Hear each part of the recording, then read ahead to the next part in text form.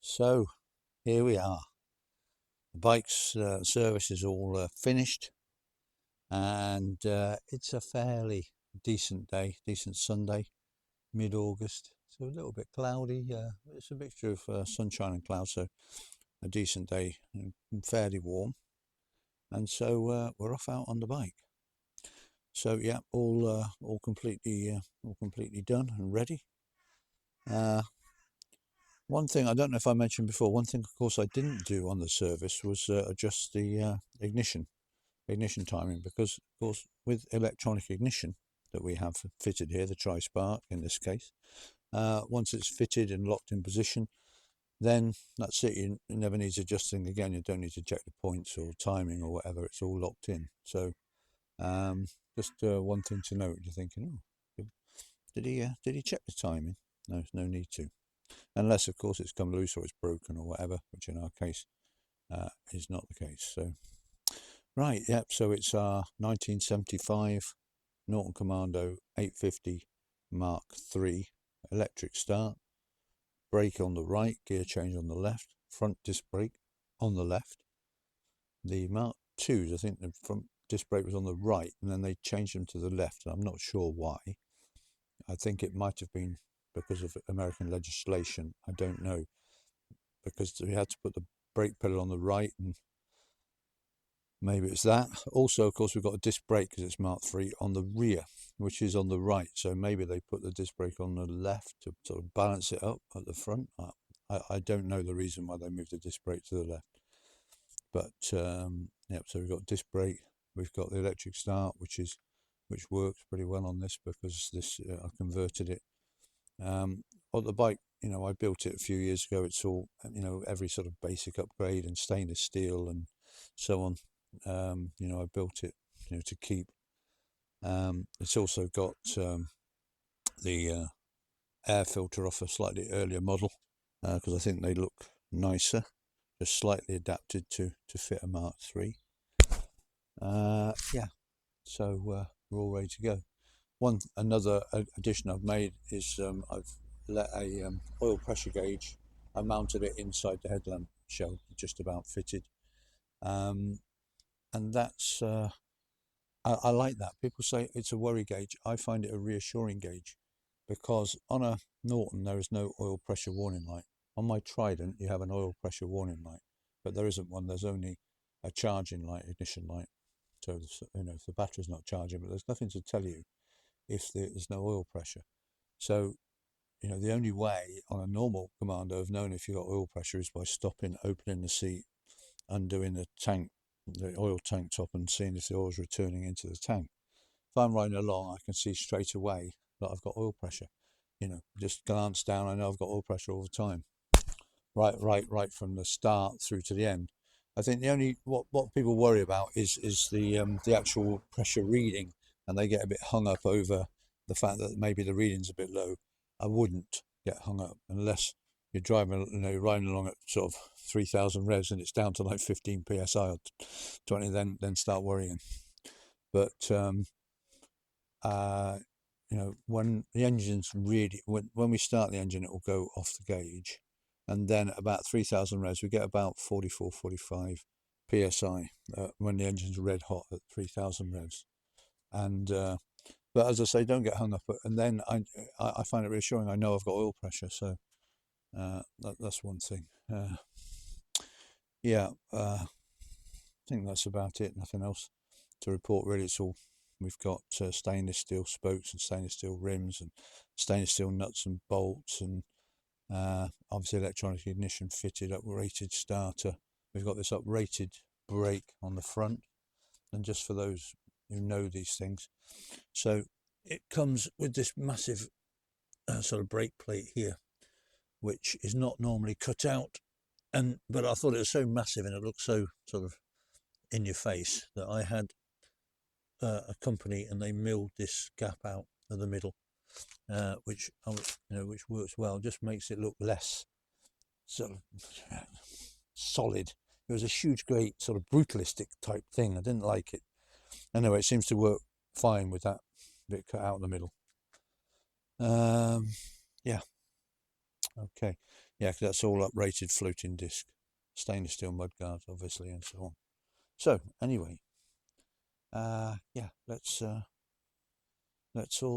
get out on the road and enjoy what is hopefully now a totally serviced and trouble-free bike. Of course, probably, you know, just because I've serviced it and one thing or another, now it's going to give me trouble, because it's never given me trouble before. So anyway, fingers crossed that it's all sorted and I haven't done anything silly, and made any silly mistakes during the servicing, which of course can happen. You know, sometimes it's best to leave things. Don't mess about with them. You can do more harm than good sometimes, but you know, hopefully we're okay. We'll find out. Okay folks, here we go. Petrol on both sides. Gonna tickle the carbs. Let's get a bit of petrol coming out of them. Not too much. We don't want it going down over the starter motor really. Okay, then what we got? I'm going to put the choke on, ignition on, and check the kill switches in the right position. Off we go. Electric starter. Just have a look at the pressure gauge. You'll see it goes right up off the scale just to begin with. We'll have a look at it later on. It will settle down. Lights on. Choke off now. Yeah.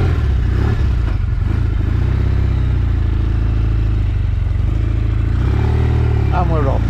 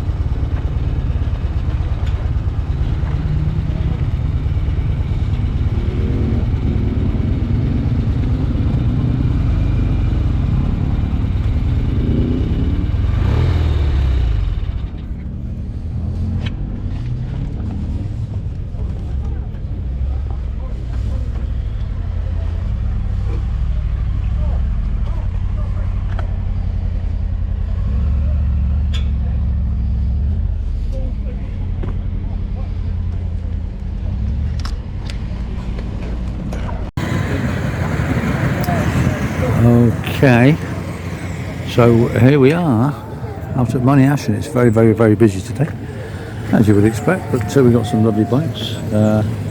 So we've got a nice Laverda 750. Is that the twin?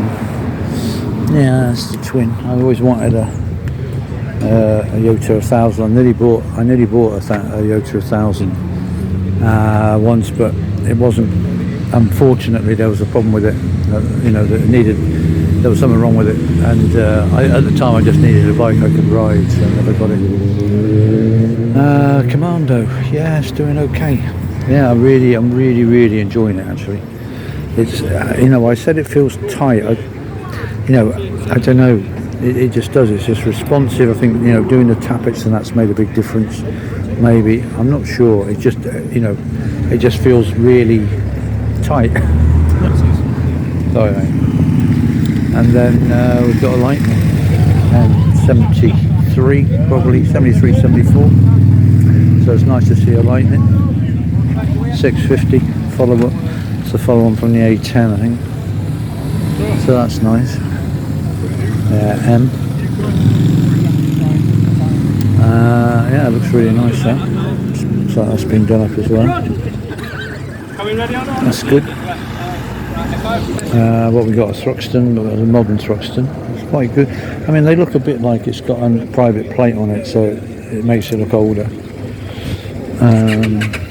Slightly illegal plate, but we don't mention that. Right, here we have the Vincent. Well, Vincent is HRD. And that's the initials of somebody, Henry somebody, and it's connected to. It says the Vincent HRD, and I can never remember the sort of direct connection between HRD Vincent. I think he's one of the founders. And it's nice. I think it's a Rapide, this, because Black Shadows obviously were painted black, and they had the big speedo. It's got a standard speedo, 120 speedo. I think it's a Rapide, but I don't know. I'm not that well up on them. But lovely bike, obviously well looked after and that. And makes me just want to get my matches back on the road, really, if I can. But the Commando's still standing up, and so is the Lightning. Oh, is that a Trident? Oh, it might be a Trident. I think it's a T150, or is it a Bombay? Well, let's go and have a look. Oh no, we've got the Trident, we've got a T150. Yes. So, yeah, it's a T150 Siamese pipes. It's nice, the T150 as opposed to the T160. Yeah, N, so 75, so a really late T150, probably made just before they started to make the T160s, twin disc conversion on the front. Yeah, nice. Oh, converted to electric start. Yeah, we've got electric start conversion on it, so nice. Yeah. Yeah, so you can easily convert, fairly easily convert a T150, because the inner primary chain case that you need for the conversion fits from the T160. So you can just bolt the T160 case on to allow you to fit the starter motor. And it used to be everyone was looking for second-hand T160 inner primary chain cases, but nowadays they've started to remanufacture them. I think I can't remember who does it, but they remanufacture them now. So you can buy the complete kit, starter motor, etc., and the chain case, and you need a different clutch basket which has got the ring gear on it to accept the motor gear. But you can buy them as a complete kit now. I'm not sure what kit this is. It's got I don't know. There's Dave Madigan. They're one that do it, but there's quite a few. I think different kits now you can buy. So obviously a good well-used bike. Nice. It's strange. It's got the fork shrouds on, which tend to be British, I think, but it's got the American tank. So maybe someone's put the later. That's quite a. Back in the day, in particular, people would get rid of the red beam tanks and put the American tanks on, but there's no gap between the seat and the tank, which means they've either changed the seat and the tank, or that was original. Because if you just put a tank on, American tank, they're not as long as the British tanks, and there's a gap between the seat and the tank. So they've either changed tank and seat, or it was originally that. I'm just surprised it's got it was originally American, but I'm surprised they got the fork shrouds on, which I think were only sort of European market, but I might be wrong. I've been known to be wrong before. Right chaps, it's time to leave Monash. Ignition on. Petrol on.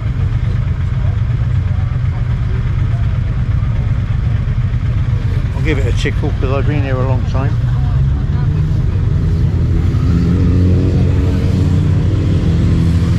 We're tickled. Let's see what we got. Straight away, no problem. Lights on.